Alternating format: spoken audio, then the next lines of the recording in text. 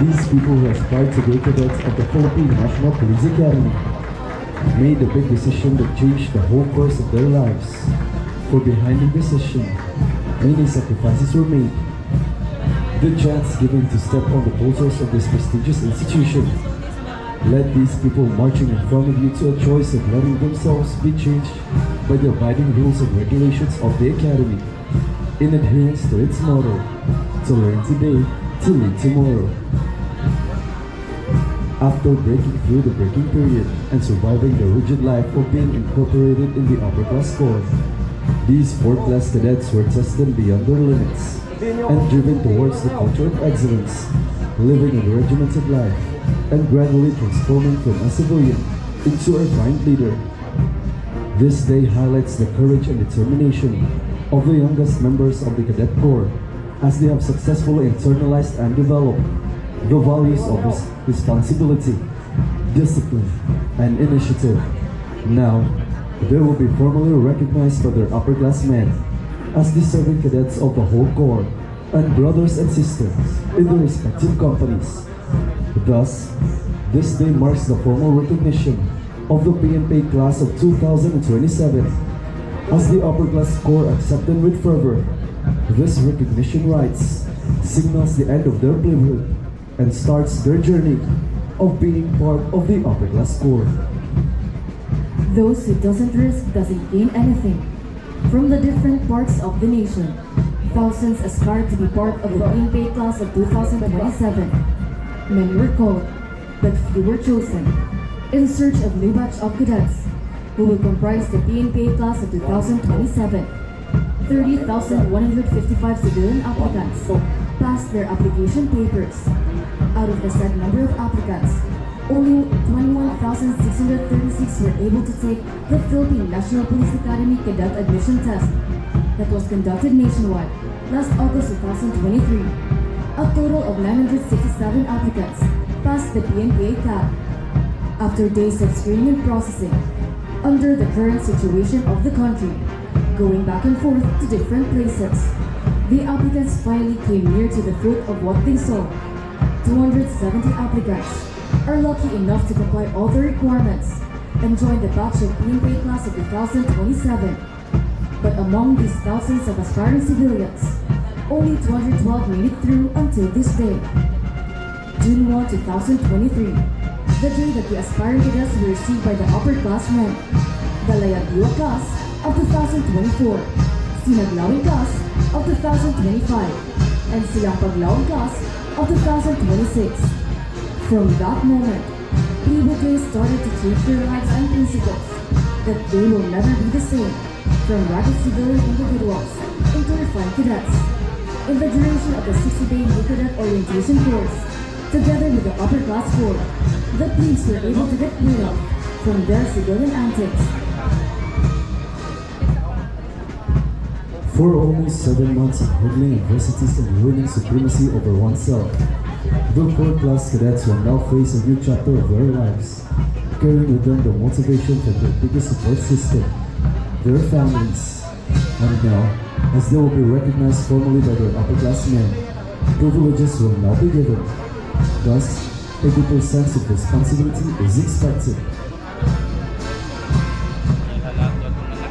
This is also the start of preparing themselves to become the direct upperclass of this year's incoming new cadets.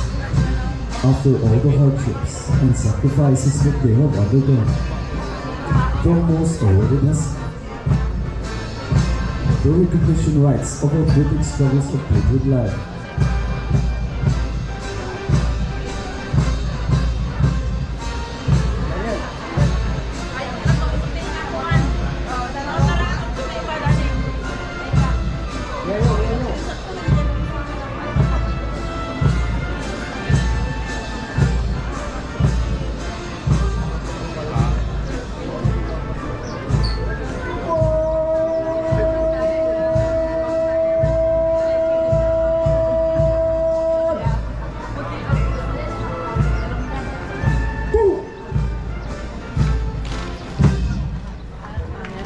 Ladies and gentlemen, the PNPA SANDIKHAIN class of 2027 in octagon formation.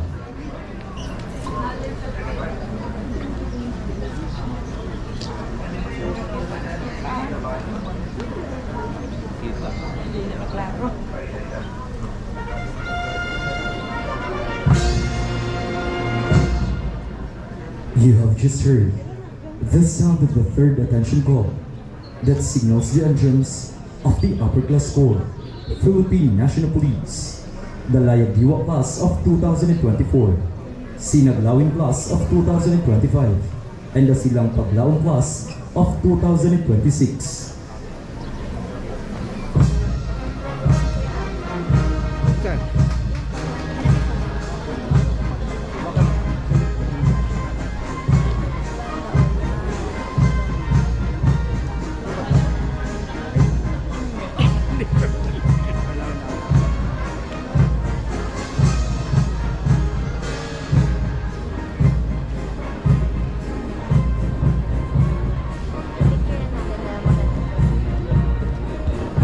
Lingkod bayang may adhikaing buksan ng bagong yugto at gabayan ng bagong henerasyon ng may dangal, integridad at walang alinlangan.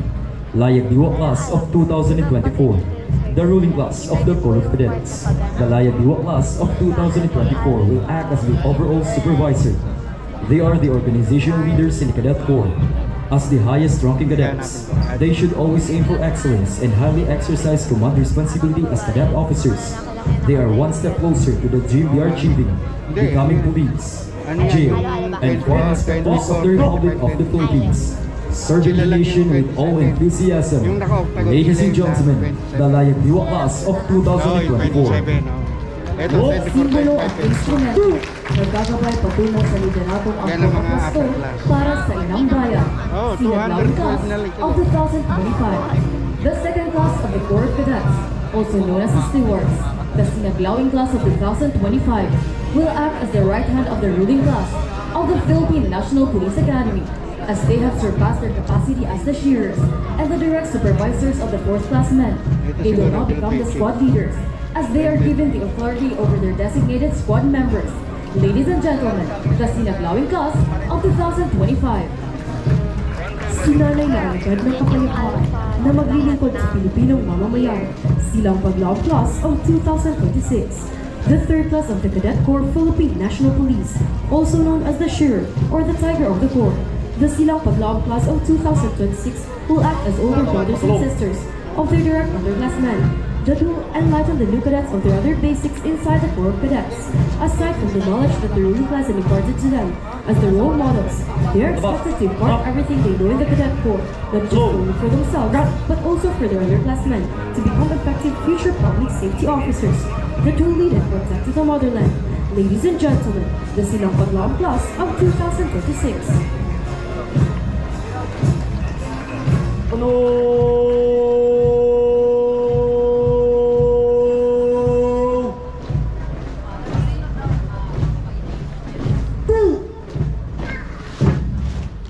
Ladies and gentlemen, the upper class corps, Philippine National Police. At this moment, the SANDIKHAIN class of 2027 will now render salute to the upper class corps.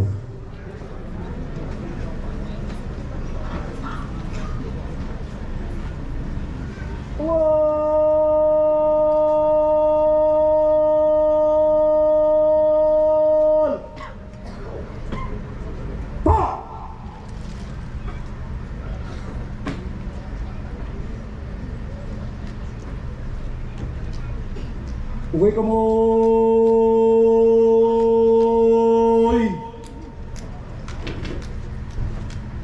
No! No! Uwi kamay! No! No! Maba kamay! No! Maba kamay!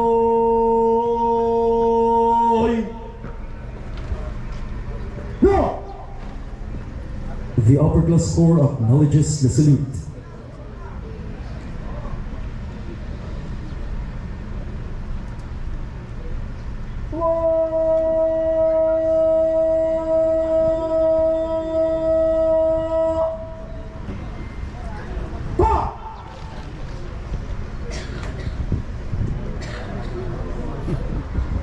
At this moment, the class president of SANDIKHAIN class of 2027, Cadet 4 Class Belmonte Lagin Balagso III, will now ask permission for recognition to the regimental commander, Cadet First Captain Mark Jordan Macarubo Martinez. Bro, tala po mga bagong kadete. Ikaw ang nalalim.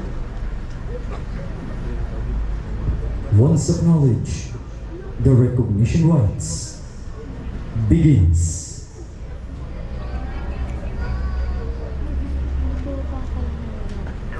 Hindi, daan ba pa? Palipat, pabalik-balik. Palipat-palit.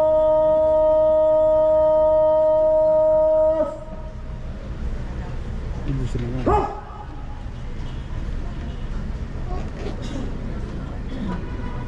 Diskupyo!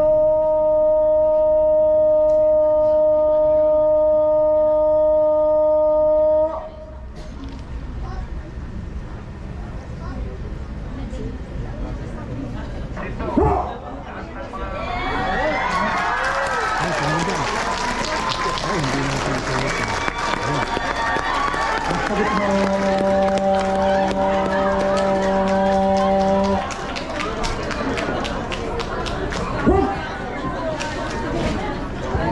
At this moment, we request our guest opponent speaker, Secretary Roman Alonia Felix, Presidential Advisor on Military and Police Affairs, together with our Director, the PNPA Command Group, and all Lacans present to proceed downstage for the handshake of recognition with the SANDIKHAIN class of 2027.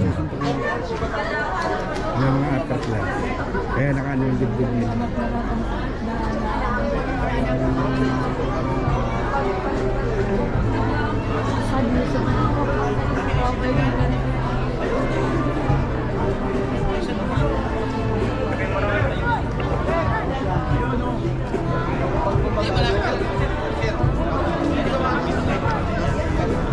One of the most awaited and heartwarming ceremonies and the Philippine National Police Academy takes place, where the ruling class prepare themselves as they exit the portals of the academy. But before that, Once again, ladies and gentlemen, the recognition rites of PNPA's SANDIKHAIN class of 2027. Yun.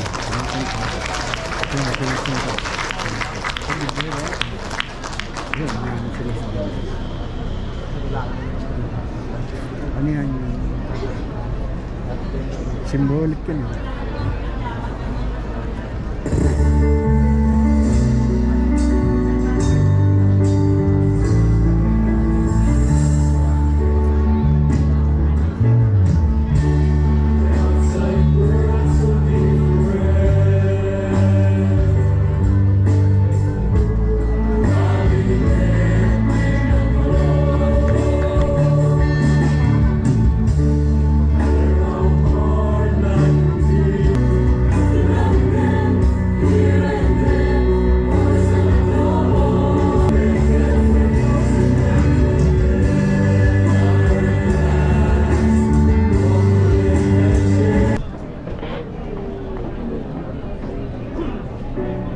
Recognition sila.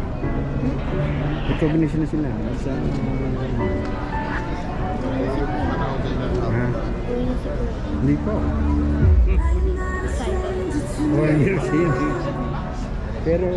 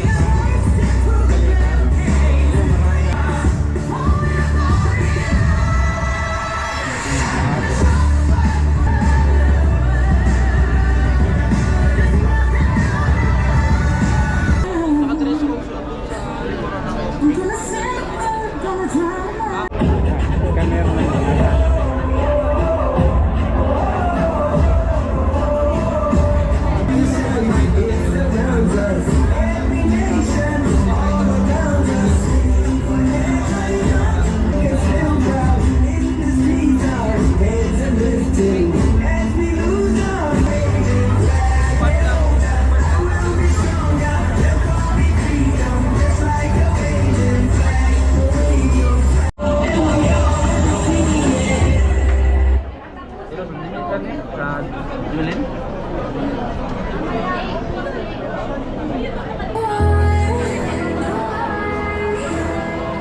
We're not riding cause we shattered all of this beat.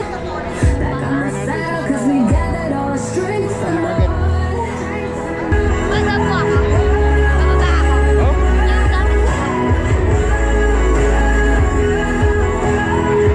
We are warriors till the morning light. Even when it's harder like the army, you will see us shine. No, we won't stop and we won't drop until the victory's ours.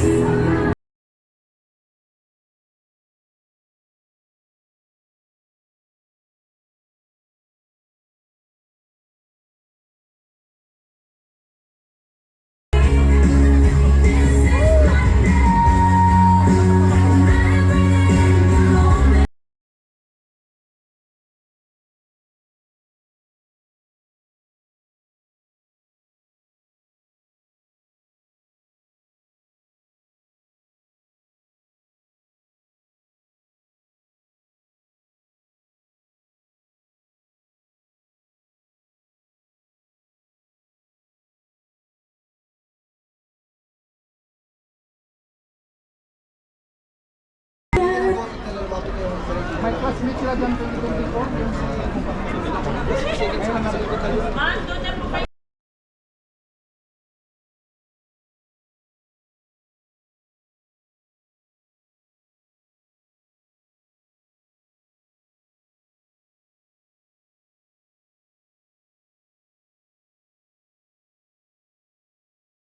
The one who's been away.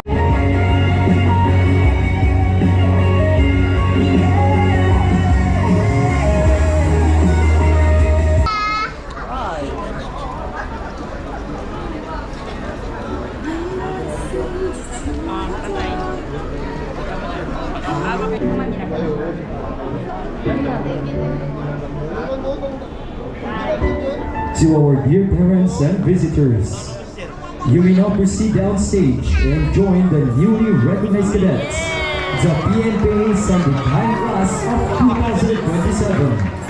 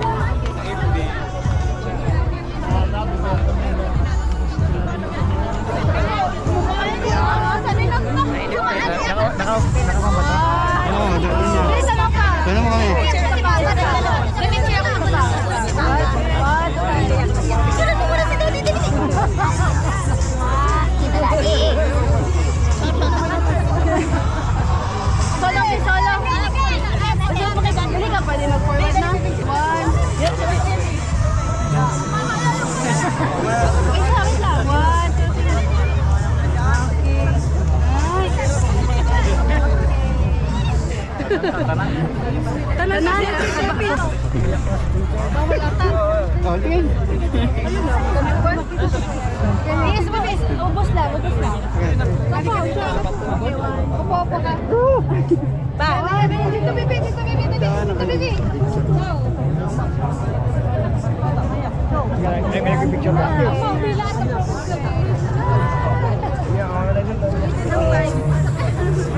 Hindi ako di ay, wala din yung kalo. Sabay.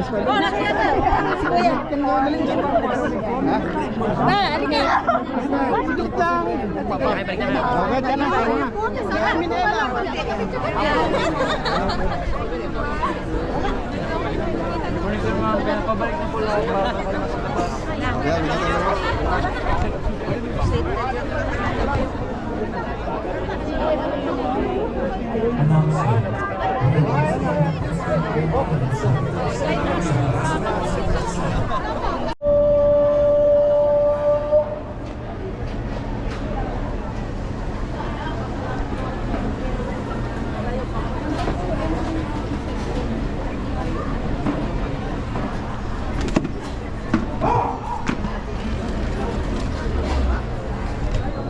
All the newly recognized cadets are advised to form by company. And to all parents and visitors, you are now advised to proceed to the grandstand. Once again, all the newly recognized cadets are now advised to form by company. And to all parents and visitors, you are now advised to proceed to the grandstand. Thank you and good morning.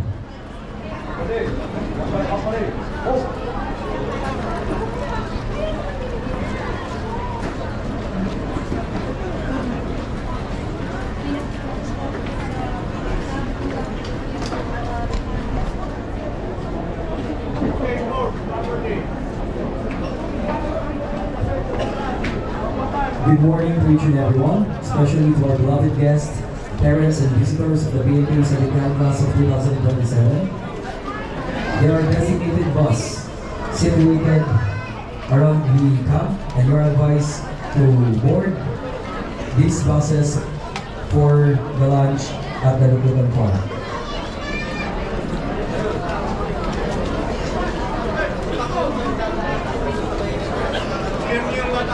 Once again, to the parents of PNPA SANDIKHAIN class of 2027, there are buses that will ferry you to the Lukutan Park for the lunch with the PNPA SANDIKHAIN class of 2027. Once again, to our beloved parents, guests and visitors, there will be bus that will ferry you to the Lukutan Park for the lunch together with the newly recognized cadets, the PNPA SANDIKHAIN class of 2027.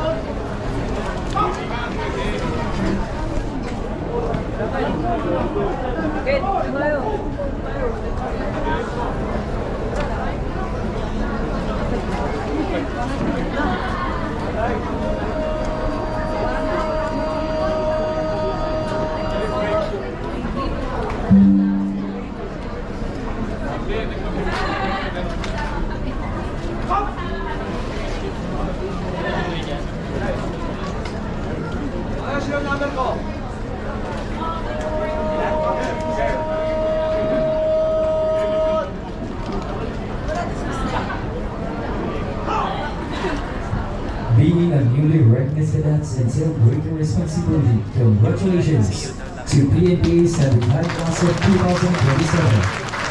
And that ends the recognition rites of the PNPA SANDIKHAIN class of 2027.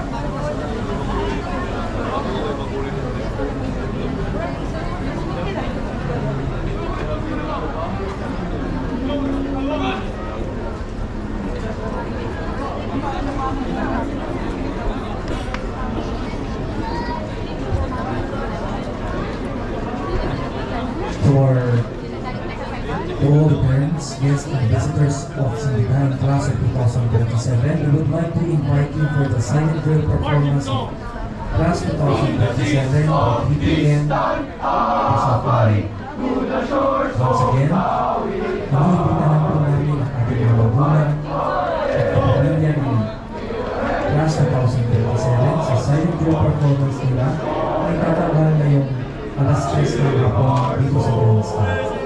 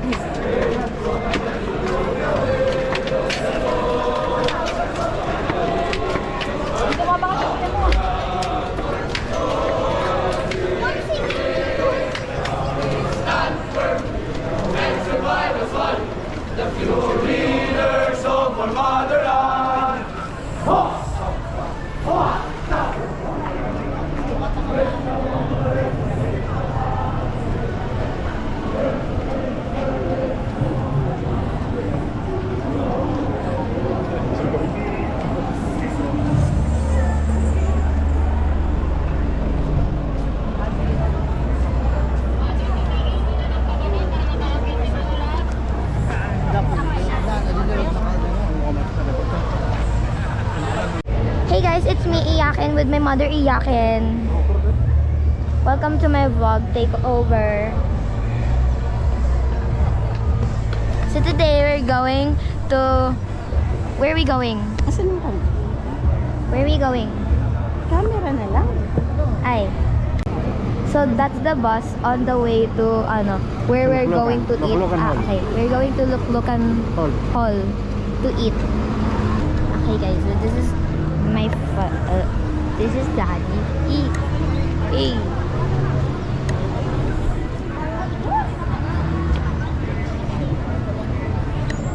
Kailan na tayo? This Para is ano? Daddy. Okay. We're gonna stop because we're gonna go carry some things. Bobo.